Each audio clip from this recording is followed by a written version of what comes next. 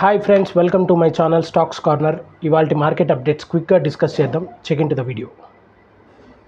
ఇవాళ market updates చూసినట్లయితే నిన్న కొంచెం రికవర్ అయింది కదా మార్కెట్. ఈరోజు చాలా వరకు ఇండెక్సెస్ అన్నీ పాజిటివ్గానే ట్రెండ్ అయ్యాయి. క్యాప్, స్మాల్ క్యాప్, అలాగే లార్జ్ క్యాప్ కూడా చాలా వరకు కంపెనీస్ అన్నీ పాజిటివ్గానే ట్రెండ్ అయ్యాయి.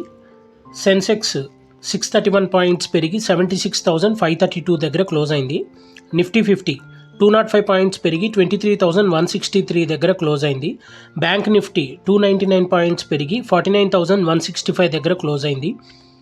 నిఫ్టీ మిడ్ క్యాప్ 1,189 పాయింట్స్ పెరిగి 50,718 దగ్గర క్లోజ్ అయింది.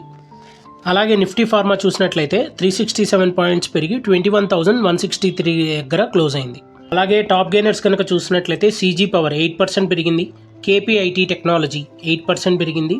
ఐఈఎక్స్ 7% పెరిగింది. జొమాటో 6.8% పెరిగింది. అలాగే టాప్ లూజర్స్ కనుక చూసినట్లయితే జేఎస్డబ్ల్యూ ఎనర్జీ 5% కరెక్ట్ అయింది. బాష్ 5% కరెక్ట్ అయింది. అంబుజా సిమెంట్స్ 3% కరెక్ట్ అయింది. బర్జర్ పెయింట్స్ 2% కరెక్ట్ అయింది. ఇవాళ మార్కెట్ అనేది ఆల్మోస్ట్ సెన్సెక్స్ 600 పాయింట్స్ పెరిగింది. నిఫ్టీ 23,000 లెవెల్ అనేది దాటింది. 23,150 దగ్గర క్లోజ్ అయింది. అలాగే ఫెడ్ అవుట్కమ్ అనేది ఈరోజు నైట్కి మనకు పోస్ట్ అవుతుంది. సో దాని అవుట్కమ్ అనేది ఆల్మోస్ట్ రేట్ కట్స్ అనేవి ఉండకపోవచ్చు. సో దానివల్ల మనకి ఎటువంటి స్టాక్ మార్కెట్ మీద ఎటువంటి ఇంపాక్ట్ అనేది పడకపోవచ్చు అనేది మార్కెట్ వర్గాల విశ్లేషణ.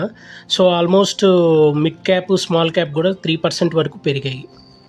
సో ఇంకా మనము వెయిట్ చేయాల్సింది మార్కెట్ యూనియన్ బడ్జెట్ గురించి మాత్రమే. యూనియన్ బడ్జెట్లో కనుక ఎటువంటి షాకింగ్ న్యూస్ కనుక లేకపోతే మరింత గెయిన్స్ అనేవి మనం ఎక్స్పెక్ట్ చేయొచ్చు. Hope for the best.